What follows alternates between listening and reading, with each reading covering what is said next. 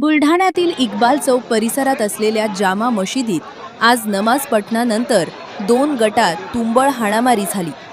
गेल्या 30 वर्षापासून नमाज पठण करणाऱ्या मौलवींना बदलण्याच्या कारणावरून हा वाद उफाळून आला।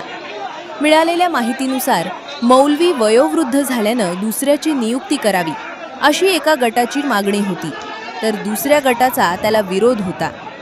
या वादाचे रूपांतर हाणामारीत होऊन दोन्ही बाजूंचे 8 जण जखमी झाले असून तिघांची प्रकृती चिंताजनक आहे। जखमींवर जिल्हा सामान्य रुग्णालयात उपचार सुरू आहेत। सध्या मशीद परिसरात तणावपूर्ण शांतता असून पोलिसांनी मोठा बंदोबस्त तैनात केलाय।